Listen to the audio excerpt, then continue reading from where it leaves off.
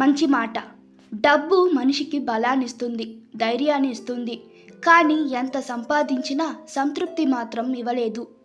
మనం తినే అన్నం అది నీ కంచంలోకి రావడానికి అన్ని కులాల వాళ్ళు కష్టపడితేనే వచ్చింది.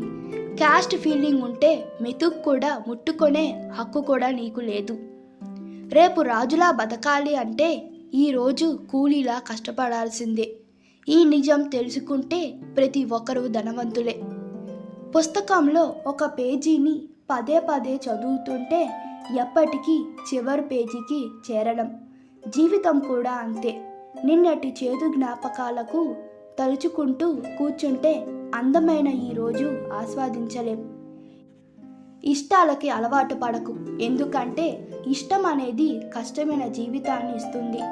అదే కష్టానికి అలవాటు పడు, కష్టం తిరిగి ఇష్టమైన జీవితాన్ని బహుమానంగా ఇస్తుంది. ఒకరి మీద నీ జీవితం ఆధారపడి ఉంటుందంటే జీవితంలో నిన్ను నువ్వు కోల్పోయినట్టే.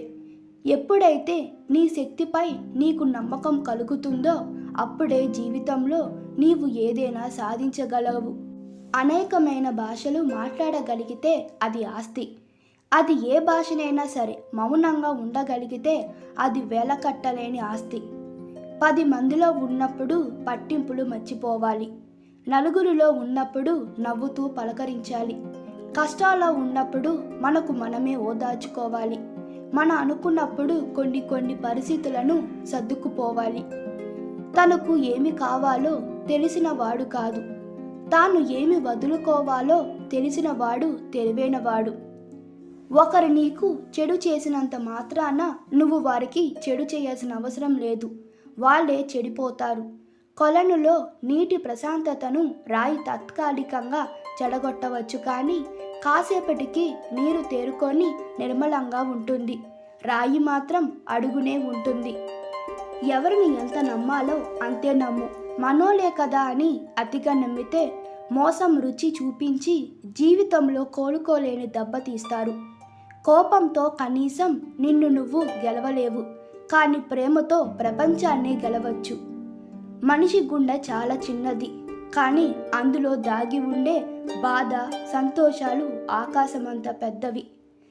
ప్రపంచంలో మీ దగ్గర ఏమి లేకపోయినా ఎంతమందికైనా పంచగల ఒకే ఒక వస్తువు సంతోషం. పెరుగు కన్నా పెరుగులో దాగి ఉన్న నెయ్యికే విలువెక్కువ. అలాగే మనిషి కన్నా మనిషిలో దాగి ఉన్న మంచితనానికే విలువెక్కువ. నీ చుట్టూ ఉన్న వాళ్ళందరూ నీ వాళ్ళే అనుకొని మురిసిపోకు.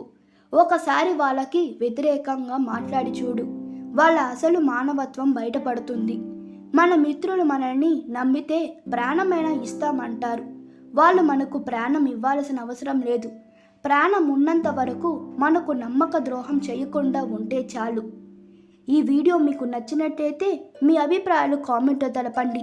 Please like, share and subscribe to my channel. Thank you.